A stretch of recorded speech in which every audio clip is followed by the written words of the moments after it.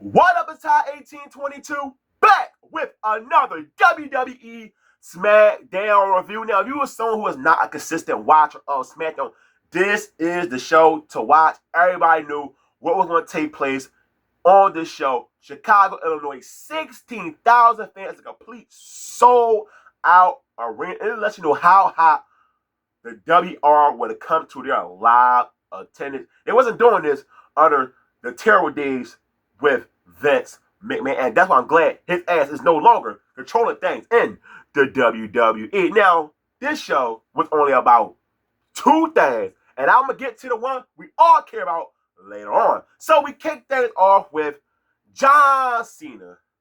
This is John Cena's final appearance on WWE Smackdown, the show he debuted on in Chicago.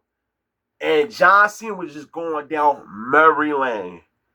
This crowd, Chicago, man, they showered John Cena with so much love. And that's why the John Cena Hill character was a complete flop.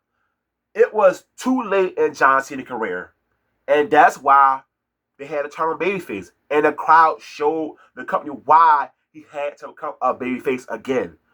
When John Cena was talking about all the things that happened in Chicago, and it made me say, this is the same building that booed John Cena out the arena at WrestleMania 22 against Triple H. Went against CM Punk for the W Championship. He brought it where, Punk put the W Championship in the refrigerator. So Sami Zayn comes out, and Sami Zayn got booed, who is one of the most beloved talents in W, when they show you how much they wanted to just hear from John Cena to kick off SmackDown. And of course, Sami Zayn, as the new U.S. champion, was going to bring up the U.S. Open Challenge, where John Cena had one of the best runs in the W, and him and Sami Zayn on Monday Raw had that incredible match. So Sami Zayn offers a challenge to John Cena to do the Open Challenge, but the first opponent will be John Cena. This was a good match. Got a lot of time, but my goodness, it was so much commercial. I thought SmackDown was on NBC instead of the USA Network. But this match had no finish as expected, because the returning beast Brock Lesnar took out the referee, gave Sami Zayn a F5, and gave John Cena 2 F5 and said, "I see you at WrestlePalooza, bitch." And next week, Brock Lesnar will be on SmackDown. And what we're going to hear from the beast, Brock Lesnar. Damian Priest versus Aleister Black. Now, during Damian Priest's entrance, Aleister Black attacked him. I like they are doing things with the Aleister Black character. He need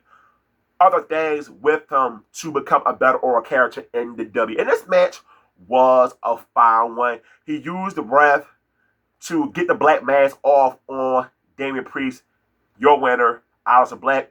I don't see this feud ending just yet. Damian Priest, this guy is so consistent. Him and Sheamus are like the same guys. Whatever you give them, they will thrive in that role. And I hope Aleister Black turns out to be a damn good piece for SmackDown. I've been a fan of the guy since the days of NXT. I thought in AEW he was going to be a world champion. Now he's back in NW. I hope he can get to that level that I always thought he could reach. So, Troy, remember, Julia is the women's U.S. champion. And she finally have a goddamn match. She defends her belt against Micha. Now, I did not care about this match one bit. Kiana James got involved, what led to Julia getting the win to retain her championship.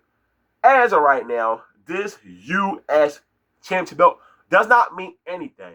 There's a reason why the IC get a more spotlight, because it's held by Becky Lynch. That's the major problem with these titles. When you have someone who's a newcomer, you are not going to get the same spotlight. So Becky Lynch, as the women's and the Continental Championship, that belt will mean more than the U.S. title until he put on someone who is established like a Charlotte Flair. But that's no surprise right there. I predicted all this before those belts ever debut. Now, we all know what we were here for. So, Seth Rollins is out there in the Chicago crowd. Of course, his wife, Becky Lynch, comes out. And Becky Lynch was very entertaining in this segment. She was dogging Chicago all the teams. Of course, she did not bring up the Bears because she is a Bears fan, because her husband, Seth freaking Rollins, is one of the biggest Bears fans you will ever So CM Punk comes out to a monster pop crowd singing his theme song. I wish it would be there. That's how great this atmosphere was for SmackDown in Chicago.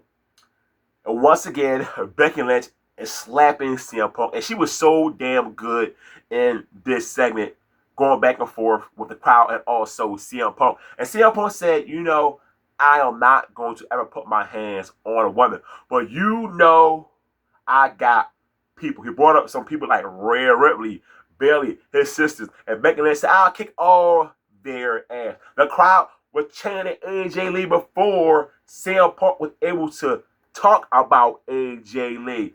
And then we finally heard the theme song, Light It Up, and the crowd in Chicago pop for the returning AJ Lee. She still looked the same like she did 10 years ago. I seen AJ Lee in person for Monday Night Raw.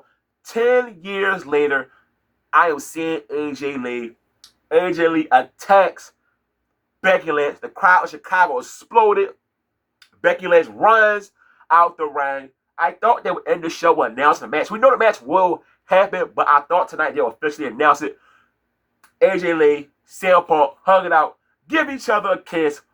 Husband and wife versus husband and wife. It was a great way to close out SmackDown. Brock Lesnar coming back, the returning AJ Lee. It was worthwhile to watch this episode of SmackDown. After this, I don't expect SmackDown to be a watchable show. Those two things, the open the show and the close the show, was worthwhile tuning in, watching this episode of SmackDown. So if you watch SmackDown like me, give me your thoughts on the show. Negative, positive, I will respond to everybody in the comment section per usual. Hit the like button on this video. As always, don't forget, hit the subscribe button. I'm out. Peace.